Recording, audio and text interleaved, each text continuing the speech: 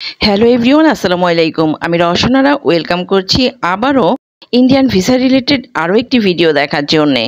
তো এতক্ষণে আমার থাম্বনেল দেখে নিশ্চয়ই বুঝে গেছেন যে আজ আমি কি নিয়ে কথা বলবো বা কোন বিষয়টা আপনাদের জানাবো। এই মাস মানে সেপ্টেম্বর মাস থেকে আইভেক্স সেন্টার বা ভারতীয় ভিসা সেন্টারের সব কার্যকলাপ সীমিত আকারে হলেও কিছুটা শুরু করার একটা আভাস কিন্তু আমরা পাচ্ছিলাম বেশ কিছুদিন ধরেই।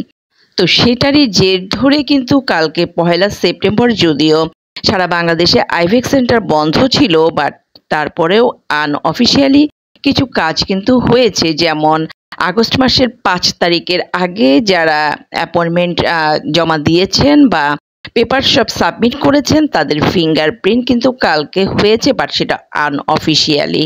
তো অফিসিয়ালি তারা কি বলেছেন এবং আজ মানে সেপ্টেম্বরের 2 তারিখে আইভেক্স সেন্টার থেকে যে নতুন আপডেট এসেছে সেটা নিয়ে বিস্তারিত কথা বলবো। সো আশা করব পুরো ভিডিওটি না টেনে দেখবেন।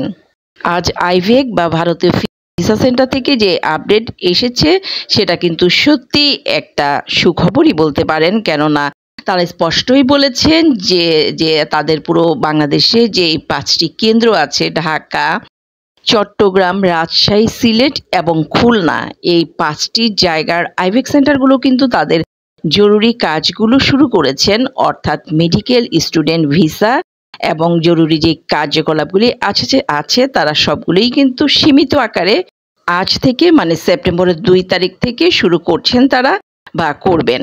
ঠিক আছে, আর এই যে এটা হচ্ছে সেই নোটিশ বা আপডেট, তারা কিন্তু স্পষ্টই এখানে সব কিছু ক্লিয়ার করে দিয়েছেন।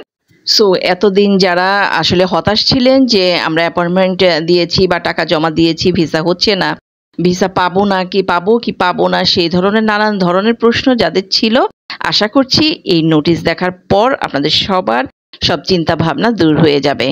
এতদিন আসলে যেই কথাটা শোনা যাচ্ছিল যে শুধু মেডিকেল এবং জরুরি কার্যকলাপের জন্যে সীমিত আকারে আইভেক্স সেন্টারগুলি তাদের কার্যক্রম চালাবে, কিন্তু সেই কার্যক্রমগুলি আসলে কি কি সেটা ক্লিয়ার হচ্ছিল না।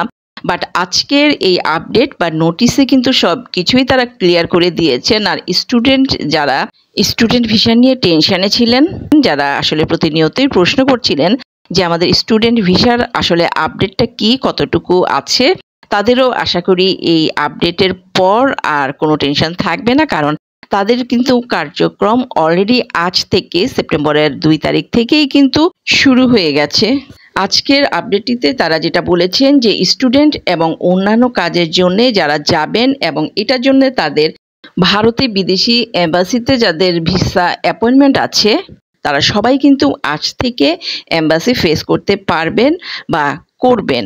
ঠিক আছে, নোটিশে কিন্তু তারা এটাও স্পষ্ট করে বলে দিয়েছেন যে আগের নোটিশ অনুযায়ী এসব কাজগুলো চলবে, বাট সীমিতভাবেই। ঠিক আছে, সীমিতভাবেই এই কাজগুলো চলবে যতক্ষণ না সব কিছু আগের মতো স্বাভাবিক হয়।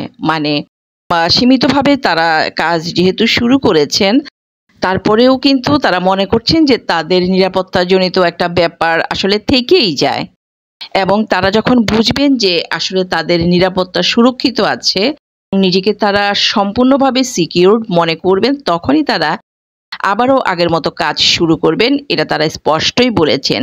মূলত এখন বর্তমানে তারা কিন্তু সীমিতভাবেই কাজ করে যাবেন। ভালো থাকবেন সবাই, আল্লাহ হাফেজ।